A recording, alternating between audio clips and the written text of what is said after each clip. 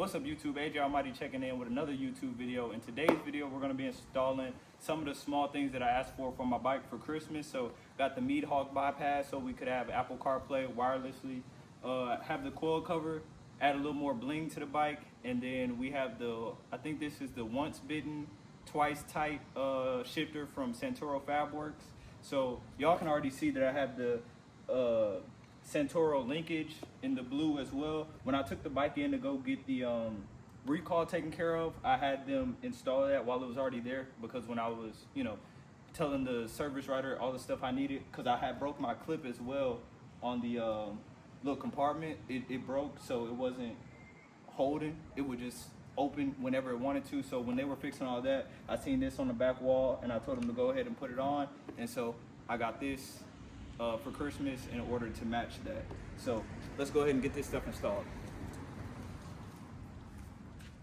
All right, we're gonna go ahead and get started with the shifter. Don't mind how dirty the bike is. On Christmas Day, I got caught in a little bit of a sprinkle, so the bike's kind of dirty, but I got it right here because I'm gonna wash it after this video anyway. So while we're right here, we're gonna go ahead and get this shifter on. This Santoro shifter should take some of the slop out of, the linkage does a good job of taking the slop out, as well as, I'm not worried about it breaking like the original factory one does. So this is just gonna be a little bit extra. I do plan on later on doing the Thrashing Supply easy shift. And I wondered if you do the easy shift from thrashing up here, and then I think the Kraus the Kraus one for the back in black. I think Kraus is the brand, but I could be wrong. I wonder if you do them both together, what happens, or is it better to only just do one? So if y'all know, please leave that information down in the description. But pretty much this just sits on the end, and then this is a spacer. You will remove this if you have a heel shifter, but I don't like running heel shifters. Since I learned on dirt bikes, I just keep it the same way. Even on street bikes, I never ran a GP shift. I never switched in any of the stuff. So got that one off. Let me go ahead and loosen this one.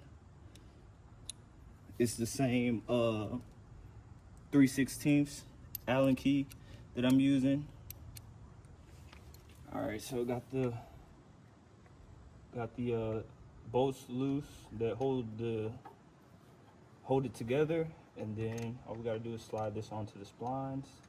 Hopefully I get it in a good location for me when it comes to where I want it to be. Actually, I'm gonna just remove the screws all the way. So got those removed, and then all we gotta do is line it up on the splines. All right, now that I have it where I want it, just slides on like that. All right, so as y'all can see, I have it fully on here, but I don't like that you can see that, this polished area right here behind it. So what I've done so far is I took the original boot that was right there behind the factory one, and then I just cut it to size, and then right now all I'm doing is running it along this file to kind of smooth it out some, because the cut wasn't perfect. And so once I get it smoothed down a bit, then I will reinstall it back on. Install that like this, and then go back at it. It's a little bit too low. Give it to right about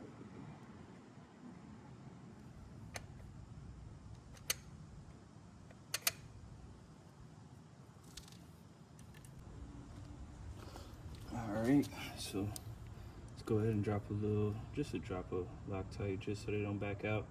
Santoro designs this with the bolts facing up so that if they were to come loose, they don't just drop out. They'll still just be sitting there.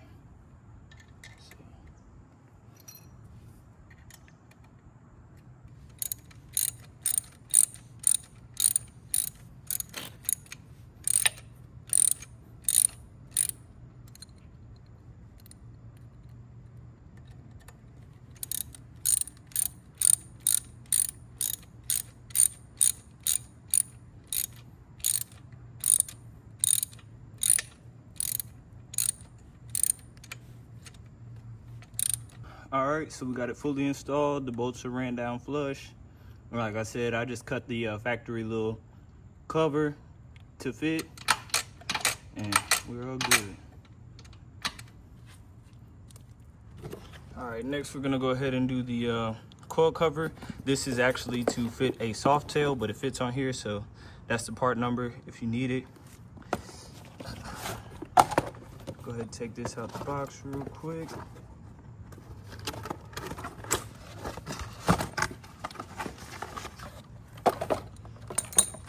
Comes with the instruction booklet and the bolt and I guess spacer and a washer. So and that's what it looks like outside the box. So it's gonna be a T27 to take the screw out of here. Jeez. It does have a Loctite patch on it from the factory, so might be a little snug when you go to first take it off.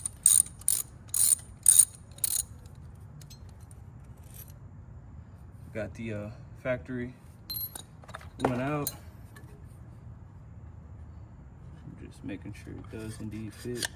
Yeah, which it does. It would probably be easier to do this on a stand or have somebody hold it up for you, but I can kind of hold it all in place just like that. It already has the Loctite patch on it, so you don't have to add any. And then all we're gonna do is throw on this washer and put the bolt in and get it lined up.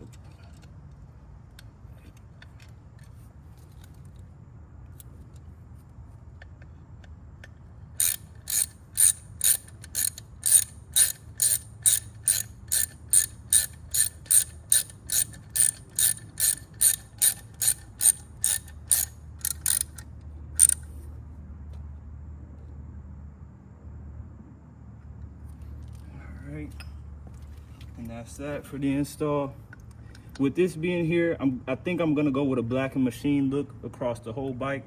So this shift linkage might end up coming off and going to black and just have the pops of color on the ends, but I don't know. The more and more stuff I do, I'll see if I like this being the way it is or not. I'll change it out, but y'all see, that's how we're looking right now.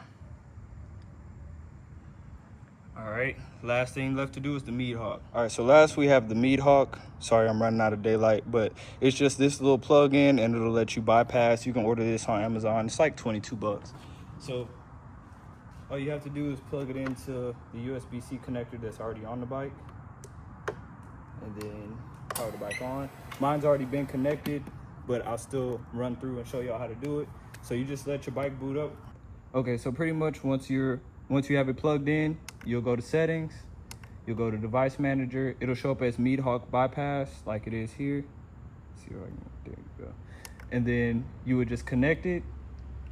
And then you will also select the phone that you're using. And then you'll just click connect, or you just click start Apple CarPlay, and it'll show, you know, like a normal Apple CarPlay will show on anything else. I'm not gonna click it right now because I am recording with my phone, and if I do it, it's gonna stop the recording on my phone.